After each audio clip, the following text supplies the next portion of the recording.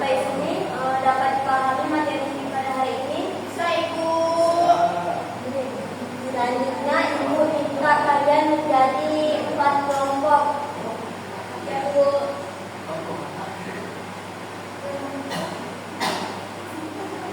Sudah. Kelompok pertama yaitu yang pertama, apa pengertian jual beli menurut bahasa? Sama kita Bu, kami kelompok pertama Bu. Apa tadi Bu? Apa pengertian jual beli menurut bahasa?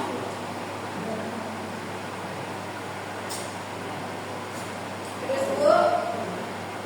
Kedua, apa pengertian jual beli menurut istilah? Ketiga, berikan contoh jual beli dalam kehidupan sehari-hari. Terus kelompok kedua,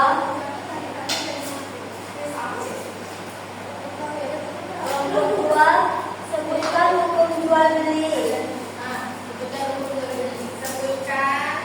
bentuk jual beli yang lagi Bu. Yang kedua, berikan contoh jual beli yang hukumnya wajib.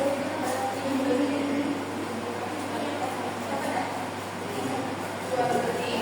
Yang hukumnya wajib.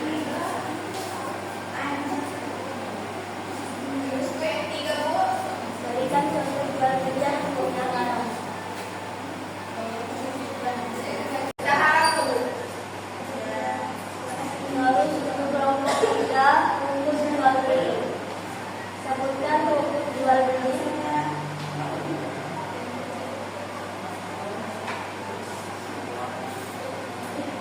Aku kelompok tiga Bu. Sebutkan hukum jual beli. Jual beli yang lagi Bu. Jelaskan yang dimaksud dengan ijab dan kabul.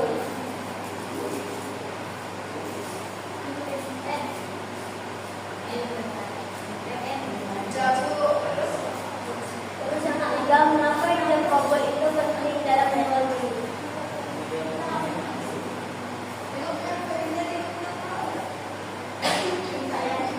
Kenapa itu komunikasi? Sudah Bu. Terus kelompok 4, disebutkan syarat sah penjual dan pembeli. Syarat sah penjual. Jual beli.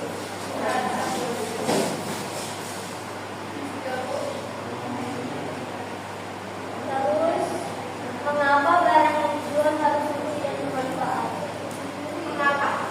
Mengapa barang yang dijual harus suci dan bermanfaat?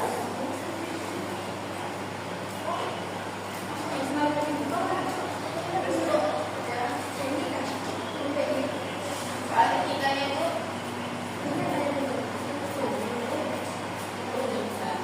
Sudah.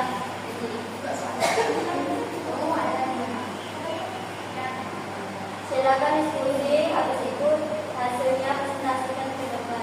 Bu sudah Bu kelompok satu Bu. Silakan.